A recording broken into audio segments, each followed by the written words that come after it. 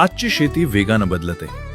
कष्टासोबतच तंत्रज्ञानाची साथ मिळाली तरच शेती अधिक सक्षम आणि फायदेशीर बनू शकते.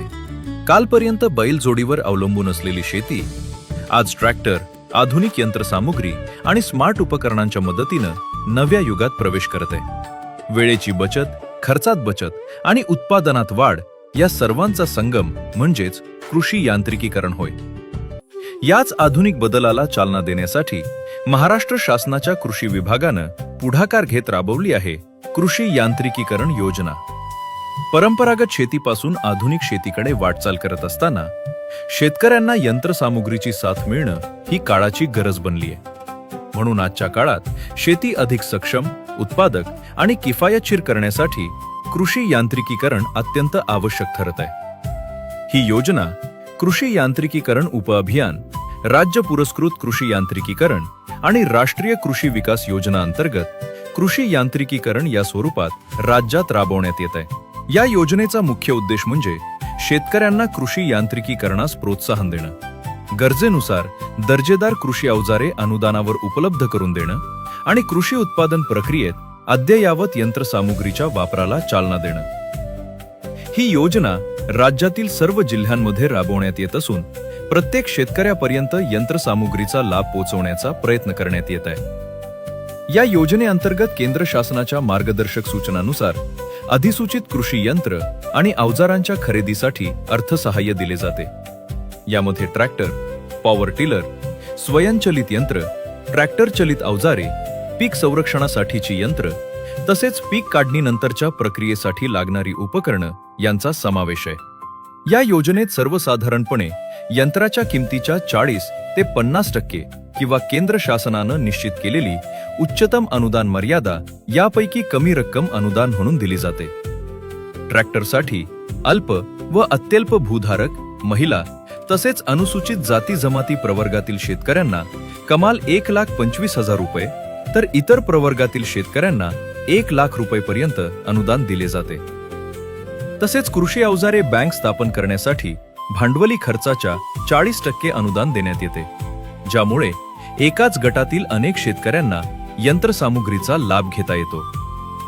लाभार्थी निवड प्रक्रिया पूर्णपणे पारदर्शक ठेवण्यात आली आहे. जिल्ह्यातील शेतकऱ्यांची संख्या, पेरणी क्षेत्र, मागील वर्षांचा कार्यक्रम आणि मागील 6 वर्षांमधील खर्च यांचा विचार करून लक्ष्यांक निश्चित केले जातात.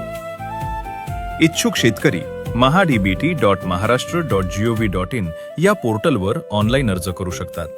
प्रथम अर्ज, प्रथम प्राधान्य या तत्वावर लाभार्थी निवड केली जाते. अर्जापासून ते अनुदान वितरणापर्यंत संपूर्ण प्रक्रिया ऑनलाईन पद्धतीनं राबवण्यात येते.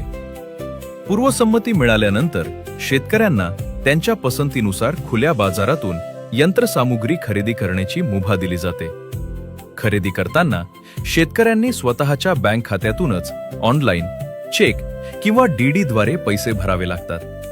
यानंतर थेट लाभ हस्तांतरण डीबीटी पद्धतीनं अनुदानाची रक्कम शेतकऱ्यांच्या आधार संलग्न बँक खात्यात जमा केली जाते. या योजनेची अंमलबजावणी जिल्हा अधीक्षक कृषी अधिकारी यांच्या माध्यमातून प्रभावीपणे केली जाते. सन 2025 ते 26 मध्ये कृषी यांत्रिकीकरण योजनेअंतर्गत मोठ्या प्रमाणावर प्रतिसाद मिळालाय.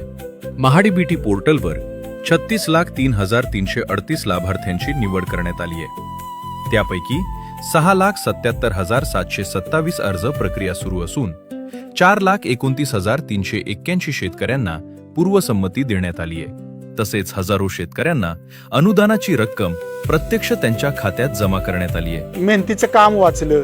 आज जे आपल्याला खूप मेहनत करावी लागली होती ते थोड्या वेळात होते आणि सगळी लोक आमची कुटुंबातली खूप ट्रॅक्टर घेतल्यानंतर आनंदी झाली आणि आमची शेती आज एकदम सुखकर चालू आहे आणि आमची फॅमिली खूप आनंदामध्ये आहे.